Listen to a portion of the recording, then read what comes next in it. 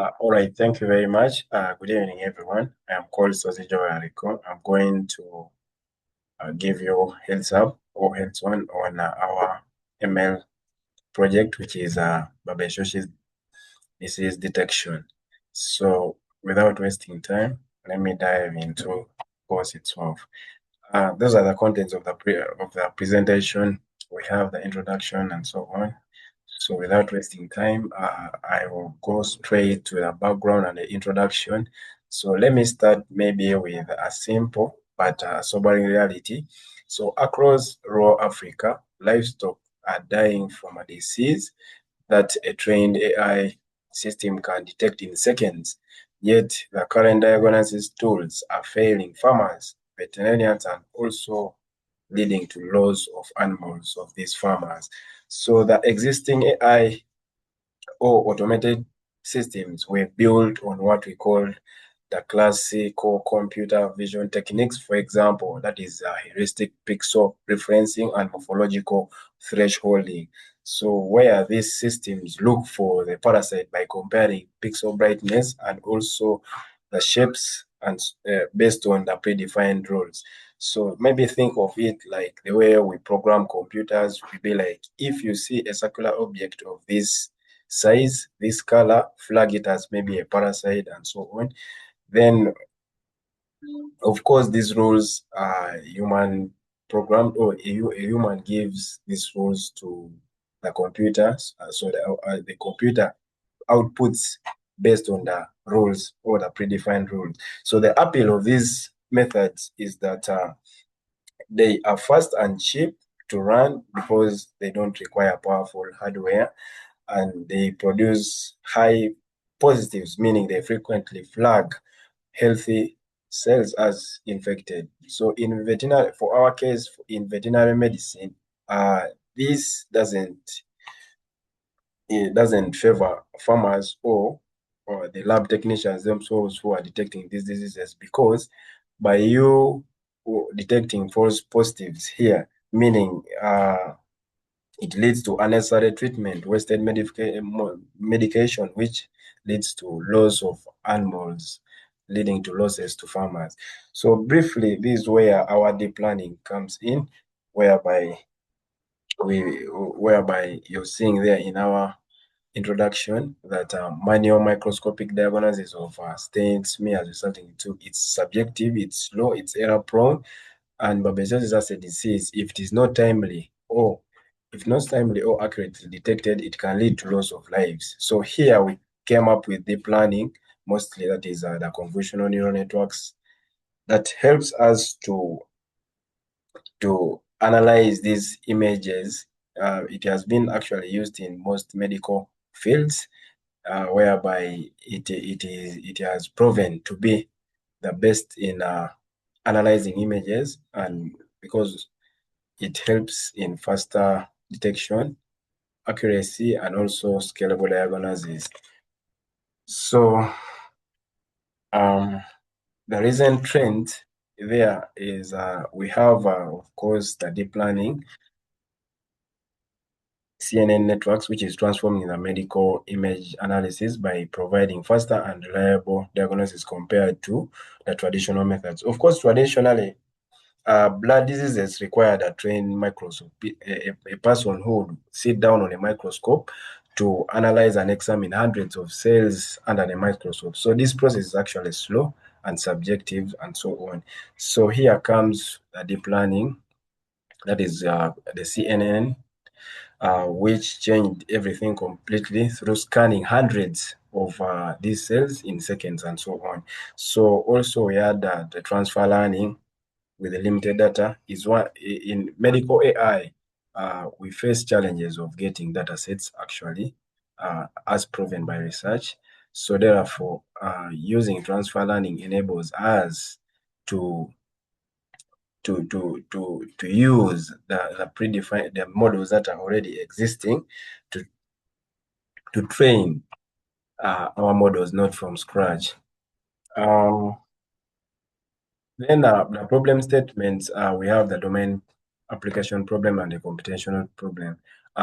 For our domain of course, our domain application problem was about the manual blood smear examination, which is subjective, slow, and tiresome also, whereby we saw possible confusion of Babesia and Plasmodium, since these are cells, all of them, they act on, they actually work upon, or they act on red blood cells, which causes some bit of confusion because they have similar rings and so on.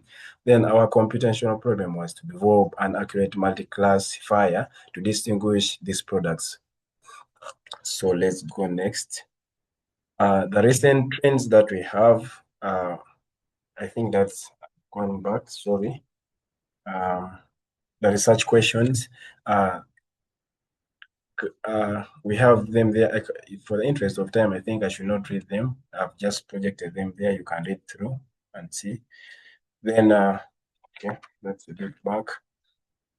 The research contributions and outputs of here we developed a multi-class Babesiosis detector using the efficient NetB4 architecture. Of course, that is architecture that gave us a very good model that performed very well on based on accuracy on a public data set.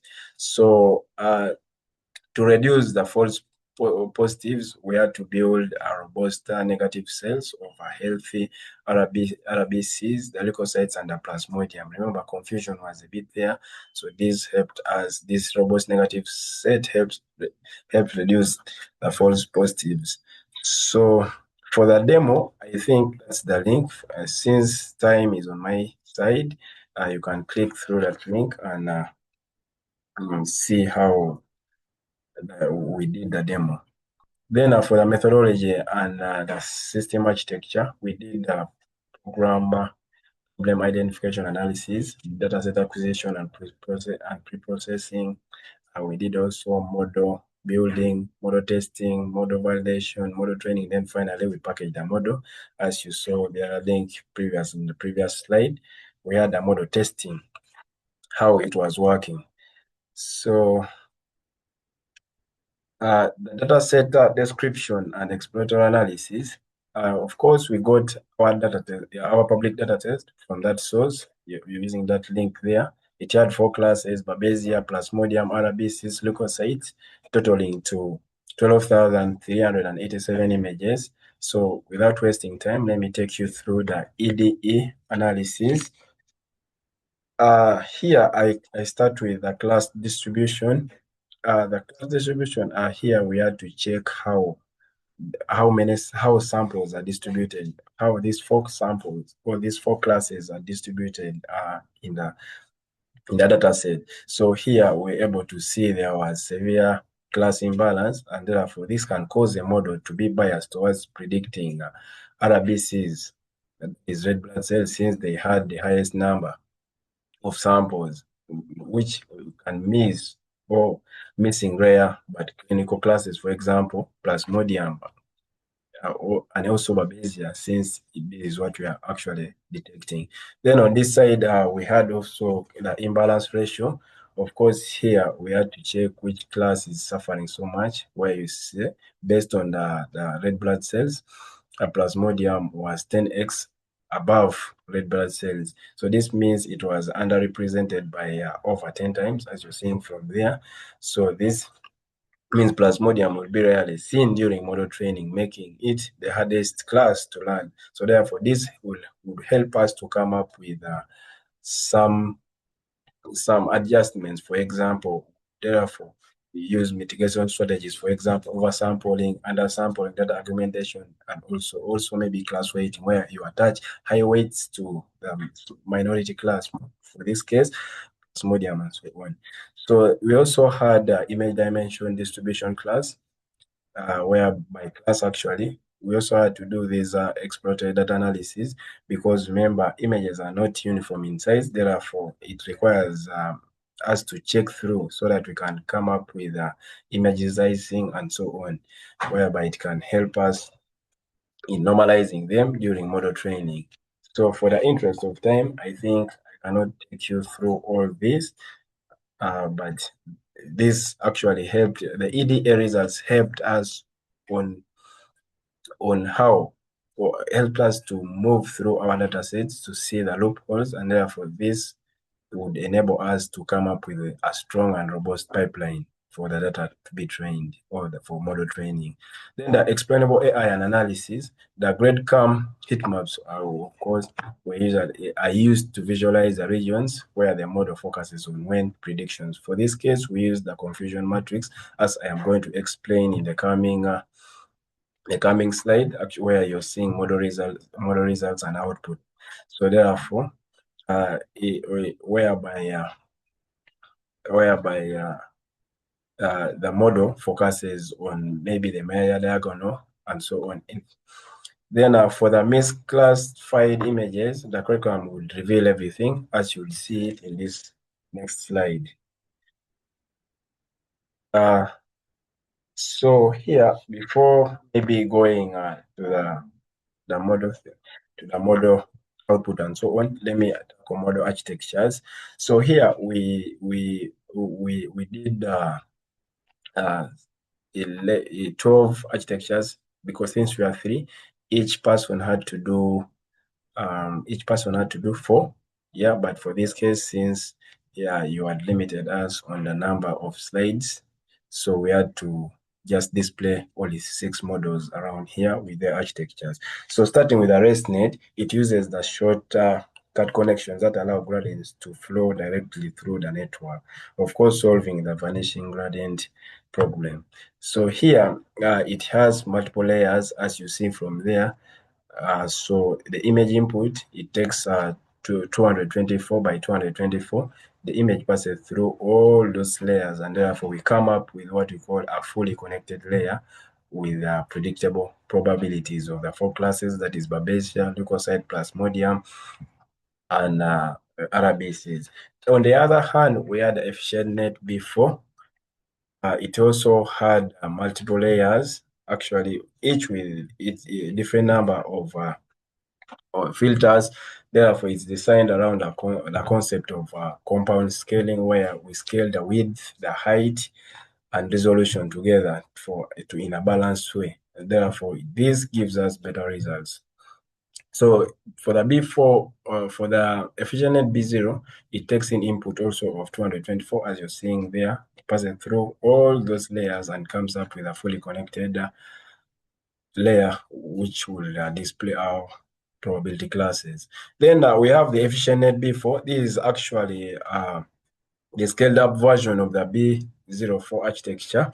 It operates actually on a large feature, and it maps sizes and more, and of course it has also more filters trading for high accuracy. So for it actually uses more memory than the B0 architecture, and also accuracy. When you compare accuracy, it's more accurate than it. Then we had the DenseNet. It takes a radical approach. Every level is connected, as you're seeing. It's connected through layers. Also, it also takes in image input of 224 by 224, and later on, if the image is passing through all those layers, it comes up with the output. So for the interest of time, actually, but for all these except the efficient B4, the image input for the efficient B4 is 380 by 380. Then for the rest, all of them take 224 and 224. So efficient model training analysis. Of course, we had that on the right, on the left hand, we had the efficient net before loss, and also the efficient net before accuracy curves. Then on this side, I have the confusion matrix of our best model. Of course, as you see, when you focus on the main diagonal, most of the samples were predicted in the main diagonal, meaning the model performed well. It's only 8 that were not performed very well, that were not predicted well. As you see, 6 of the Plasmodium samples were predicted as red blood cells. Then 2 of the red blood cells were predicted as the Plasmodium cells. Then below it, we are having some evaluation metrics: precision, recall, F1 score, and the overall accuracy was 99%. So Then demonstration of the developed product, of course, how to do it, yeah, as you're seeing the interface below there, you input the image, then the model, of course, processes that image and gives you results instantly. Yeah, so that is basically what it does. Then for the model compression, here we used only knowledge distillation, where our teacher was the efficient net before, and our student was the ResNet 18. So here we distilled image, yeah, we distilled knowledge to our student, and we came up with our compressed model, which was lightweight.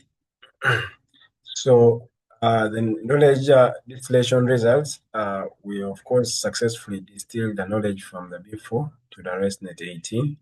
Of course, the advantages, we had a faster prediction speed, also lower memory usage, and more accessible for the field in resource limited settings.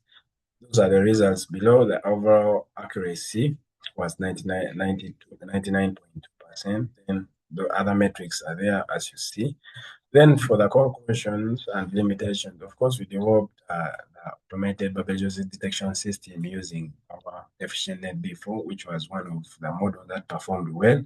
We achieved accuracy and fast image-based diagnosis from the microscopic images, as proven through the demo that was in some previous slides.